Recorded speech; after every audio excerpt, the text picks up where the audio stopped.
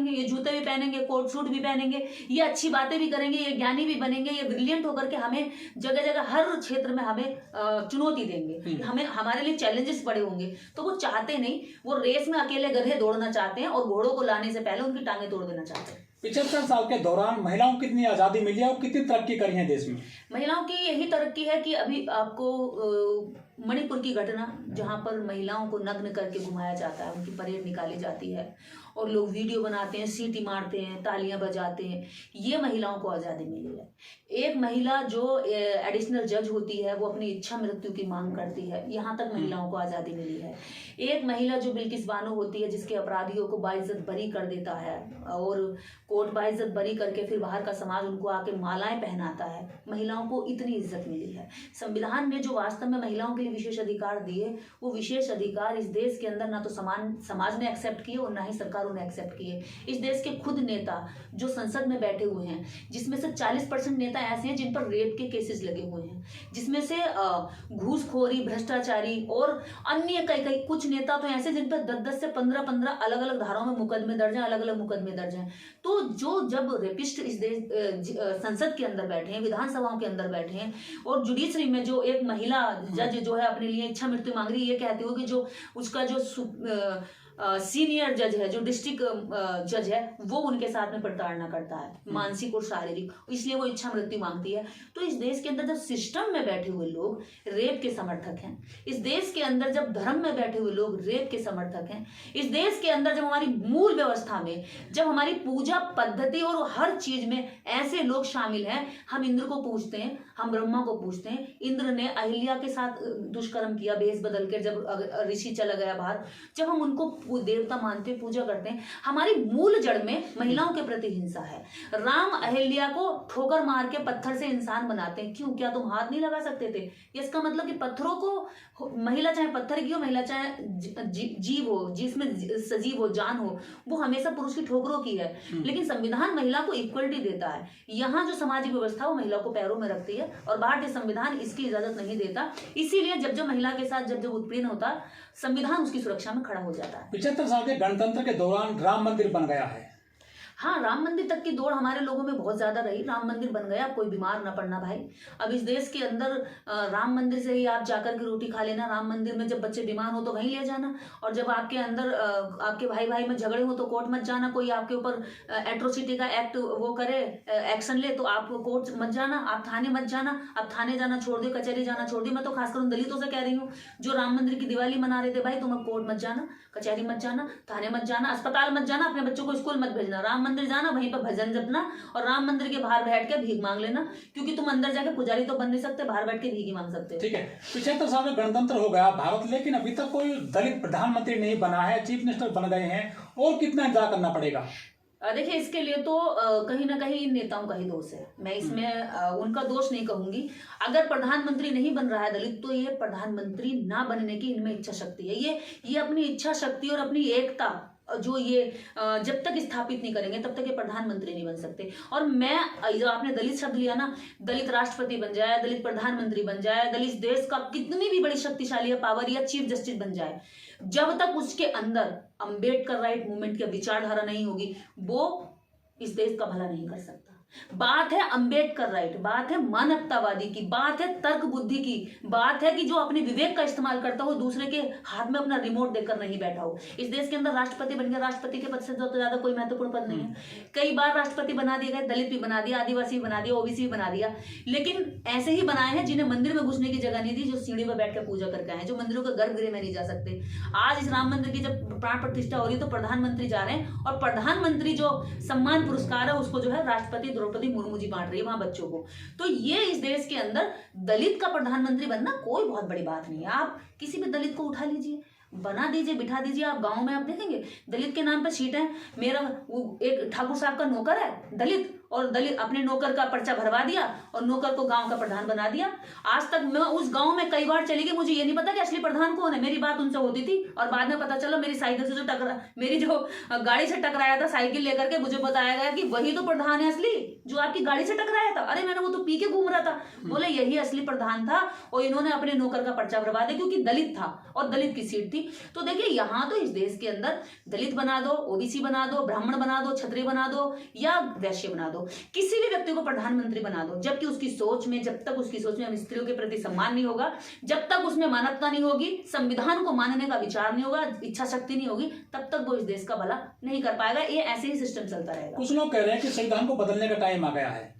संविधान नहीं बदलेगा, उनको अपनी मानसिकता बदलनी पड़ेगी। और संविधान इस देश के अंदर अब वैज्ञानिक दृष्टिकोण से लोग सोचने लगे हैं। जो लोग संविधान बदलने की बात कर रहे हैं, अगर वो मनुस्मृति लाएंगे तो उनकी खुद की बेटियां कहेंगी चल निकल यहाँ से, बेकार की बात कर रहा है, हमारा पाप पागल हो गया, हम तो जाकर के स्कूल में पढ़ेंगे, ये क्या कह रहा है कि जाकर देवदासी बन। अगर संविधान हट गया, मनुस्मृति लागू होगी, तो स्त्रियों को स्कूल और कॉलेज में नहीं जाने मिलेगा, स्त्रियों को देवदासी बनकर, बेटियों को देवदासी बनाकर मंदिरों में छोड़ना पड़ेगा। क्या उसके लिए देश की महिलाएं तैयार हैं? अगर आप किडनैप हो जाती हैं तो आपके माता पिता आपके खिलाफ आपको ढूंढने के लिए थाने में एफआईआर नहीं लिखवाएंगे, ना आपका पति एफआईआर लिखवाने जाएगा। ये हक आप खो चुकी होंगी। अगर आप किडनैप हो जाती हो, घर वापस लौट के आएंगी, तो आपको अग्नि परीक्षा देनी पड़ेगी, जैसे सीता को देनी पड़ी थी। इस देश के अंदर अगर आप संविधान बदलने की बात कर रहे हैं तो पहले आपको सोच बदलनी पड़ेगी। इस बात के लिए तैयार होना पड़ेगा कि आपके घर में अगर आपकी बेटी का पति मर जाता है, या आपका माँ का पति मर जाता है, या आपके बहन का पति मर जाता है, तो आपको अपनी बहन, बेटी, माँ सबको जिंदा चिता पर जलाकर मारना पड़ेगा। क्योंकि सती प्रथा का समर्थक करता है रामराज जी, और संविधान इसका विरोध करता है। अगर आपका पहला बच्चा होगा तो गंगा मैया को, खासकर दलितों के लिए बता रही हूँ, अगर आपको पहला बच्चा लड़का हो गया तो आपको गंगा में विसर्जित करना पड़ेगा, क्योंकि गंगा को समर्पित करना पड़ता था पहला बच्चा। क्या इसके लिए दलित तैयार हैं? अगर संविधान हटता है तो इस देश के अंदर किस तरह का, कैसा वातावरण होगा, क्या उसकी कल्पना आप करते हैं? आप नहीं कर सकते। इसीलिए आप ये संविधान को हटाने की बात करते हैं। आपको संविधान में जो लाभ है इसका सोचना चाहिए, और जो इसके हटने के बाद नुकसान है, दोनों की समीक्षा करनी चाहिए। नित्या जी, हमारा देश जो है 75वीं जो गणतंत्र दिवस मना रहा है, देश कितना आगे पहुंचा है? क्या सोचते हैं देश के विकास को लेकर? जो देश में जो हालत है आज दलितों की, वो कितना उनको गणतंत्र का मतलब लाभ मिला है? देखिए, जो भारत में गणतंत्र लागू हुआ उस वक्त लाइन में खड़े लास्ट वाले व्यक्ति के लिए भी संविधान के अंदर हर तरह का प्रावधान किया गया कि उनको सामाजिक, राजनीतिक, आर्थिक तीनों तरह की बराबरी मिले, समानता मिले। लेकिन अभी तक भी आप देखेंगे कि सरकारों की नीयत में उन गरीबों को, उन मजलूमों को, उन दलितों को उठाने का ऐसा कोई भी मजबूत प्लान या नीयत नहीं दिखाई देती है कि वो मुख्य धारा में जुड़ सकें। तो ऐसी स्थिति में इतने वर्षों के बाद भी अगर आज हम देखते हैं तो पहले यही है कि अभी भारत के लोगों में राष्ट्रीयता और राष्ट्र जो भक्ति की जो एक भावना होती है, अभी वही लोगों के बीच में नहीं है। हमारी राष्ट्रीयता, हमारी राष्ट्र भावना केवल वहां तक सीमित है जहां तक हमें फिल्मों में गाने सुना दिए गए, या फिर फिल्में देख ली। अगर फिल्में या गाने राष्ट्रीयता पे नहीं बनते तो हमारे देश के लोगों को तो पता ही नहीं चलता कि राष्ट्रीयता है क्या चीज, भक्ति राष्ट्रभक्ति होती क्या चीज है।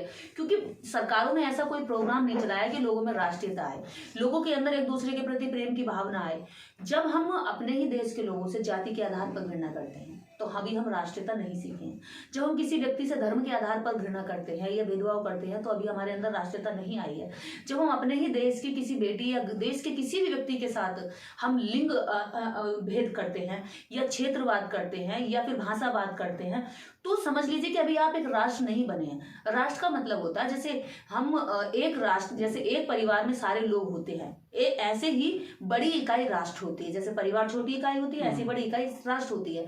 तो राष्ट्र के जितने भी नागरिक हैं आपस में सब में सौहार्द होना चाहिए, भाईचारा होना चाहिए, प्रेम का भाव होना चाहिए। लेकिन वो हमारे देश में कहीं ना कहीं जाति नाम का कीड़ा, धर्म नाम का कीड़ा, संप्रदाय का कीड़ा, ये जो हमारे दिमागों में बैठा हुआ है, जो पूरी तरीके से घुन की तरह हमारी राष्ट्रीयता को कमजोर कर रहा है। और इसके पीछे सबसे बड़ा जो हम अगर इसके दोषी है तो इस देश में राजनीतिक लीडर प्लस धार्मिक लीडर, ये दोनों लीडर कभी आपस में तो लड़ते नहीं है, लेकिन राजनीतिक स्वार्थ और धार्मिक स्वार्थ के चलते इस देश की आम जनता के अंदर राष्ट्रीयता की जो भावना है उसको दृढ़ नहीं होने देते। अगर मान लीजिए मुझ में, आप में, हम सब में राष्ट्रीयता उत्पन्न हो जाएगी तो हम फिर लड़ेगा कौन इस देश में? धार्मिक उन्माद कौन फैलाएगा? फिर इस देश में राजनीतिक दलों के अलग अलग लोग बटकर कैसे अलग अलग जाएंगे? जबकि भारतीय संविधान जो लोकतंत्र है, जो गणतंत्र है, गणतंत्र यही कहता है कि हम भारत के लोग भारत को एक संपूर्ण प्रभुत्व संपन्न समाजवादी राष्ट्र बनाएंगे। तो हम भारत के लोग बनाएंगे ना, लेकिन भारत के लोगों को तो बताया ही नहीं गया कि ये तुम्हारी जिम्मेदारी है, ये तुम्हारा भी कर्तव्य है, नेताओं से सवाल करना तुम्हारा कर्तव्य है, ये गणतंत्र तुम्हें इजाजत देता है। गणतंत्र का अर्थ अभी लोगों को पता नहीं है। गणतंत्र का अर्थ है कि जनता का राज, जनता के लिए राज होना चाहिए। हम पर कोई राजा राज नहीं करता है, हम पर कोई राजा की संतानें आने वाली हमारी किंग नहीं बनती हैं, ये हमारे राजकुमार नहीं होते हैं। हमारे यहाँ पर राजा वो बनता है जिसको जनता चुनना चाहती है, जिसकी तरफ जनता की अच्छी सोच होती है, जिसकी तरफ जनता की विचार होते हैं। तो आज गणतंत्र दिवस पर हम देश के नागरिक पहले तो अपनी राष्ट्रीयता की जांच करें कि हमारी राष्ट्रीयता केवल इतनी तो नहीं है जितनी फिल्मों में या गीतों में गा दी गई। हमारी राष्ट्रीयता इससे कहीं ज्यादा मजबूत होनी चाहिए। अगर हम राष्ट्र की भावना हमारे मन में है तो हम राष्ट्र के एक एक ईंट से प्रेम करेंगे, एक एक व्यक्ति से प्रेम करेंगे, हम एक एक वस्तु से प्रेम करेंगे। क्योंकि आज देखिए सरकारी संपत्तियों पर लोग दंगा करते हैं, चोटें पहुंचाते, हमला करते हैं। क्यों करते हैं? क्योंकि सरकारी संपत्ति के बारे में वो जानते नहीं कि राष्ट्र के अंदर जब ये चीजें मजबूती से बनाई जाती हैं, खड़ी करती हैं, तो राष्ट्र के नागरिकों के टैक्स के पैसे से वो तैयार होती हैं और फिर नागरिक ही उन्हें क्षतिग्रस्त कर देते, उन्हें ध्वस्त करते, नुकसान पहुंचाते। क्योंकि उनमें ये समझ या ये जो सूझबूझ है ये देश की सरकारों ने डेवलप नहीं कर पाई कि भाई ये राष्ट्र आपका है, ये नेताओं का नहीं है। कि आप नेताओं को नीचा दिखाने के लिए अपने ही देश के लोगों को आप गिरा रहे हैं या कमजोर कर रहे हैं। कहीं देखिए बता दिया गया है कि हिंदू अगर आ गए तो मुसलमान खतरे में हो जाएगा, मुसलमानों को ये हिंदू को ये सिखा दिया गया, अरे मुसलमान आ गए तो हिंदू खतरे में हो जाएगा। ये कह करके आपस में एक दूसरे पड़ोसी के साथ नफरत कर रहे हैं। जहां मिल बांट के खाना चाहिए वहां पे झगड़े हो रहे हैं। 75 साल हो गए हैं देश को गणतंत्र मनाया जा रहा है, लेकिन जो आखिरी पायदान पे जो आदमी खड़ा है हमारे देश का, हमारे जो नागरिक हैं भारत के, जैसे कि जो छोटी जातियां, छोटे जो गरीब लोग हैं, क्या उनको फायदा मिल रहा है गणतंत्र का? देखिए उन्हें तो अभी गणतंत्र की सही परिभाषा नहीं पता है, पहली बात। दूसरा ये है कि जो सत्ता में बैठे हुए लोग हैं उन्होंने वास्तव में जो गणतंत्र है उसको सही मायनों में अभी लागू नहीं होने दिया है। और उन जो लाइन में खड़ा पीछा जो इस देश को जिसको दमित कहा गया है, पीसा गया, दलन किया गया है, जो बरसों तक जातिवाद की चक्की में पिसता रहा है, आज उस व्यक्ति को आप अगर देखेंगे तो उसकी स्थिति आज भी वैसी ही है। वो आज भी गांव में, खेतों में कहीं ना कहीं बंधुआ मजदूरी कर रहा है। इधर आप पूर्वांचल की ओर चले जाएंगे, आप देखेंगे कि मेरा खुद के अनुभव है। मैं बुंदेलखंड रही कई दिन, एक मेरे वहां पर भ्रमण था, तो वहां देखा कि अभी भी लोग बंधुआ मजदूरी कर रहे हैं क्योंकि उनके अपने खेत नहीं है, उनकी अपनी जमीनें नहीं है, उनके पास अपने संसाधन नहीं है।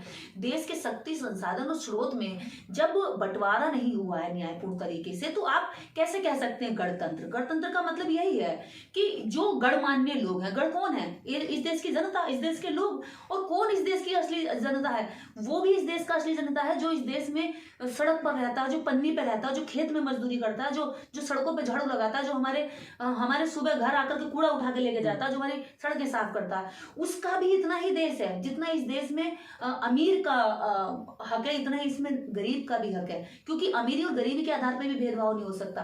पर भारत की जो सरकार है, हमारे देश की जो सरकारें बनी, उन्होंने गणतंत्र का मतलब ये समझ लिया कि अमीर और धन्ना सेठों के लिए कानून बनाए जाए, उनकी जेबें भरी जाए, गरीब गरीब रह जाए, शोषण का शिकार बना रह जाए और कम मजदूरी में काम करने वाला रह जाए। करीब 140 करोड़ का देश है, लेकिन उसमें से 80 करोड़ जो लोग हैं वो अभी भी गरीब हैं, उनके लिए खाने के लिए अनाज नहीं है। 5 किलो अनाज पर वो निर्भर है आज की डेट में।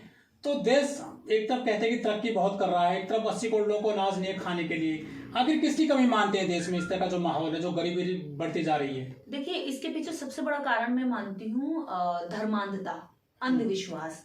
हमारा जो रुझान है वो एक तरफ हमारा उस तरफ जाता जिधर को हमारे नेता मोड़ देते हैं। हमारी खुद की सूझबूझ, हमारे खुद के मुद्दे, हमारे खुद की जरूरतों पर हम कभी काम नहीं करते। हमारे देश के लोग काम नहीं करते, हमारे देश के नागरिक काम नहीं करते। क्योंकि हमारे मुद्दों से हमारा उद्धार होगा, हमारे मुद्दों से हमारे बच्चों को एजुकेशन मिलेगी। जब देश में शिक्षा संस्थान ही नहीं होंगे तो आपके बच्चे पढ़ने कहाँ जाएंगे? सरकार को अनाज बांटना पड़ रहा है आज भी। मैं ये कह रही हूँ ना, अनाज बांट क्यों रहे हो? अनाज उगाने वाला देश है ये कृषि प्रधान देश है। आप इस देश की 80 करोड़ जनता को अगर भिखारी बना करके अनाज दे रहे हो तो आप उनको निकम्मा बना रहे हो, कामचोर बना रहे हो। आप उनको जमीन दो ना, जाओ खेती कराओ, बंजर भूमि जितनी पड़ी है वितरण करके इनसे खेती कराओ ना। ये तो हल चलाने वाले लोग हैं, आज तो ये फावड़ा चलाने वाले लोग हैं। ये अब तो और भी आसान है कृषि करना। तो इन लोगों को आप मानसिक रूप से गुलाम बना रहे हैं। इन लोगों को अगर फ्री का राशन दे रहे हैं तो फ्री का मतलब ये है कि फ्री का कुछ देने का मतलब है किसी को किसी तरह से फंसाना। आप लोगों को श्रम करना सिखाइए। सिखाइए, आप लोगों को श्रमिक बनाना सिखाइए, समय पर फसल करना सिखाइए, कि कम समय में ज्यादा फसलें कैसे उगाई जाए इसके बारे में बताइए। वो गांव देहात में पड़ा हुआ आदमी, आप उसको वोट के लालच में कि वोट दे देगा तुम्हारे 5 किलो राशन खाने के चक्कर में, तुम पूरे देश की जो नस्ल है उसको बर्बाद कर रहे हो। उनमें काम करने की क्षमता खत्म हो जाएगी। जब उन्हें 5 किलो मिलेगा तो वो क्यों काम करेंगे? वो गांव गांव में नशा, दारू सब कुछ पहुंच रहा है, दारू के ठेके पहुंचा दिए गरीब जनता के बीच में, लेकिन स्कूल खराब कर देगा, स्कूल बंद कर दे रहे। पहुंचाने चाहिए थे स्कूल, लेकिन पहुंचा क्या रहे हैं? दारू के ठेके, नशा पहुंचा रहे हैं। हर तरह का जो नशा है, छोटे से लेकर बड़ा तक नशा आपको गांव में मिल जाएगा। क्यों मिलेगा? क्योंकि गांव की जनता को उन्होंने कह दिया कि आप कमाओ मत, आप नशा करो, अपने बच्चों को स्कूल मत भेजो, और खाने के लिए हम राशन दे रहे हैं। तो सरकार को राशन देने के लिए नहीं बनाया गया है, सरकार को रोजगार देने के लिए तैयार करते हैं। सरकार रोजगार दे, सरकार उनमें मेहनत, श्रमिक बनाया, उन्हें मेहनत का अर्थ सिखाए कि मेहनती कैसे बना जाता है, राष्ट्र निर्माण में आपकी मेहनत, आपका श्रम कितना इंपॉर्टेंट है, इस बारे में उनको जागरूकता लाए। लेकिन ऐसा प्रोग्राम चलाने के बजाय हमारी सरकारें क्या करती हैं? फ्री का कुछ भी दे करके उनको 5 साल के लिए गुलाम बनाकर रख लेती है। 75 साल हो गए गणतंत्र को, हमारे को, देश को, लेकिन जो संविधान है, हाँ, कुछ लोग कहते हैं कि संविधान पूरी तरह से लागू ही नहीं हुआ है 75 साल के दौरान। देखिए, इसको इस तरह से आप जो लोग कहते हैं वो संविधान को बारीकियों से पढ़े लिखे होते हैं, और वो वास्तव में समाज की और संविधान के बीच में जो अभी तक डिस्टेंस रहा उसको समझ रहे होते हैं। वास्तव में अभी तक भारतीय संविधान लागू नहीं हुआ। भारतीय संविधान यदि वास्तव में पूर्ण रूप से लागू हो जाता तो इस देश के अंदर हम जैसे लोग सड़कों पर लड़ाई नहीं लड़ रहे होते, हम जैसे कहीं बैठकर के किसी रणनीति में बैठकर रणनीतिकार बन रहे होते। इस देश के अंदर अगर वास्तव में संविधान लागू हो जाता तो इस देश में 80 करोड़ लोगों को फ्री में राशन देने की जरूरत नहीं पड़ती। इस देश में अगर वास्तव में संविधान लागू हो गया होता तो इस देश में इलाज के लिए लोग वहां सड़कों पर नहीं मरते, लोग ऑक्सीजन के लिए अस्पतालों में नहीं दम तोड़ देते। इस देश के अंदर अगर वास्तव में संविधान लागू हो गया होता तो इस भारत के अंदर अभी तक जात पात और धर्म की जो तुच्छ राजनीति है ये खत्म हो चुकी होती। तो भारतीय संविधान इस देश के अंदर जिस बात को कहता है उस बात की विरोधी सोच वाले लोग सत्ता में आए, उन्होंने संविधान को किनारे रखा, अपनी जो पुरानी धर्रे पर चल रही विचार व्यवस्था थी उसको उन्होंने अपने सरकारों के अंदर लागू रखा और उसको स्थापित करने पर लगे और संविधान को इग्नोर किया। लेकिन संविधान किसी को इग्नोर नहीं करता है, संविधान उनकी भी ध्यान रखता है, उनकी भी केयर करता है जो संविधान से नफरत करते हैं। और यही संविधान की खासियत है, आज भी और कल भी और परसों भी। जब तक देश के अंदर, दुनिया के अंदर मानवता रहेगी तब तक संविधान लोकप्रिय रहेगा। लेकिन संविधान लागू है देश में, उसके बावजूद दलितों के साथ में एट्रोसिटी की घटनाएं हो जाती है। मुंह नहीं रख सकते दलित, पानी नहीं पी सकते, या अच्छी सड़कों पर नहीं चल सकते, घटना आती है तो घोड़ी पर नहीं चढ़ सकते। आखिर संविधान लागू होने के बाद में कौन लोग हैं जो इनको, मतलब इनके राह में रोड़ा बने हुए हैं? ये देखिए, ये वही लोग हैं जो बाबा साहब डॉक्टर अंबेडकर के टाइम पर बाबा साहब अंबेडकर को स्कूल में नहीं घुसने देते थे, और बाबा साहब डॉक्टर अंबेडकर आज नहीं है जो सावित्रीबाई फूले को स्कूल नहीं खोलने देते थे, जो इस देश के अंदर बुद्धा को मानवता का संदेश नहीं देने देते थे, जो इस देश के अंदर कबीर को जिन्होंने दफन कर दिया, जिन्होंने रैदास को मिलावटी कर दिया। इस देश के अंदर वही लोग हैं जो 1000 नहीं कई हजार वर्षों से उस मानवतावादी विचारधारा को दबाने का काम कर रहे हैं, जिसमें ये कहा जाता है कि कोई नीच नहीं है। जन्म के आधार पर आप किसी को नीच कहोगे तो ये नीचता तुम्हारी है, उस व्यक्ति की नहीं है, क्योंकि वो तो जन्म वैसे ही ले रहा है जैसे तुमने अपनी माँ को ऑक्सीजन लिया। तो इस देश के अंदर ये वही लोग हैं जो आज मूंछ रखने पर जल जाते हैं, जो उस वक्त पर बाबा साहब के पढ़ने से डरते थे, क्योंकि उन्हें पता है एक अकेला अंबेडकर पढ़ा तो इस देश के अंदर करोड़ों का जीवन सुधर गया। और आज ये करोड़ों लाखों पढ़ेंगे तो हमें जगह जगह पर, कदम कदम पर चुनौती देंगे, क्योंकि शिक्षा जो है चुनौती देती है, सवाल पैदा करती है। इसलिए वो सोचते हैं कि शिक्षित होंगे तो घोड़ी पे भी चढ़ेंगे, ये मूछे भी रखेंगे, ये जूते भी पहनेंगे, कोट सूट भी पहनेंगे, ये अच्छी बातें भी करेंगे, ये ज्ञानी भी बनेंगे, ये ब्रिलियंट होकर के हमें जगह जगह हर क्षेत्र में हमें चुनौती देंगे, हमें हमारे लिए चैलेंजेस बड़े होंगे। तो वो चाहते नहीं, वो रेस में अकेले गधे दौड़ना चाहते हैं और घोड़ों को लाने से पहले उनकी टांगें तोड़ देना चाहते हैं।